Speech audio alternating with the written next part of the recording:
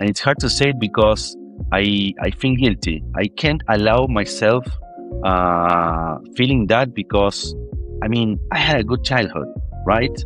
And I see kids across the world not having anything on the table to eat, not having any chance in life, not having even a family.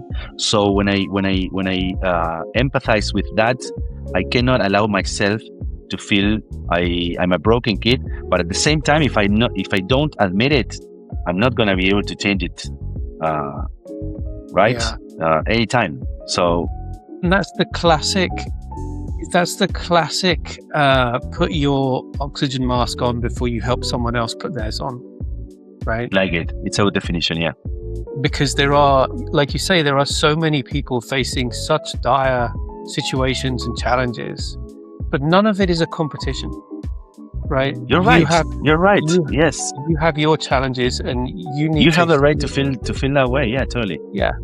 yeah, and that's not, if you were sat here saying, well, I don't care about the others that have got quote unquote worse challenges, that's very different. And that's not, you're still showing kindness and empathy to those other humans, which is a beautiful thing.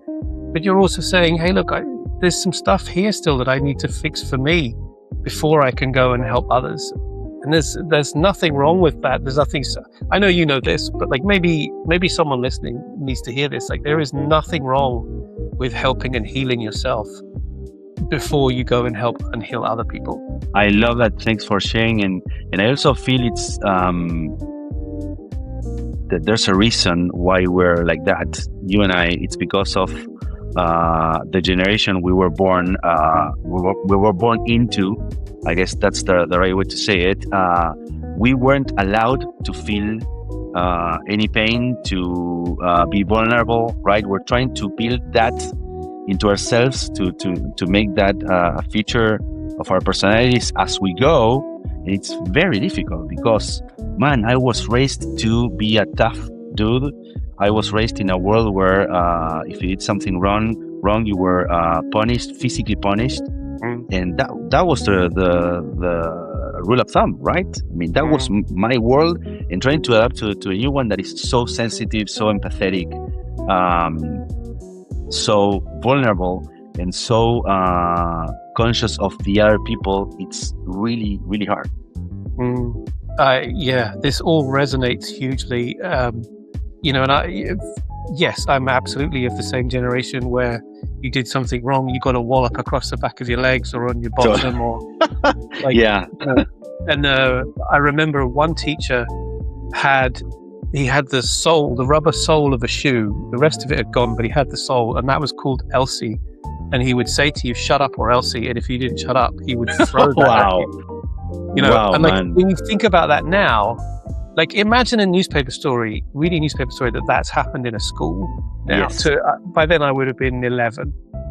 Like, do you know what I mean? So yeah, we have absolutely gone through some weird shit that was completely okay at the time, or perceived as being okay, or just like allowed. I'm not finding the right words, but yeah, to rebuild from that to a point of being Yes. able to be more vulnerable and more empathetic of others, and knowing we don't have to be this tough man the whole time. We don't have to be the Totally.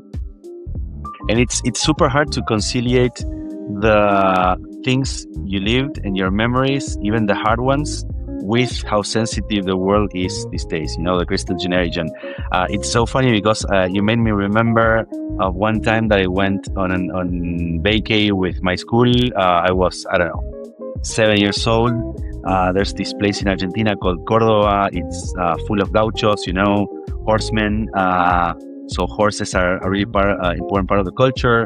And I came back with a gift for my father. That was a horse leash, okay, with writing saying "Memory from Cordoba" or something like that. He put it on the wall. He was super happy. But every time I misbehaved, he took the leash, right? Oh man! And with the memory of Cordoba, Wow. I learned the lessons the hard way. So yeah, and when I do remember that, I don't feel hurt. It's kind of funny, and And I really had a great father, great parents, and especially a great father. And he was incredibly tough. But I don't feel bad about those memories, and I don't feel bad about being raised that way. What's really difficult is again to conciliate both worlds, right? Because it's really hard to adapt to the new one. At least for me, and I would say for our generation, and for many in our generation, we commit suicide 3 times more than women. Hard.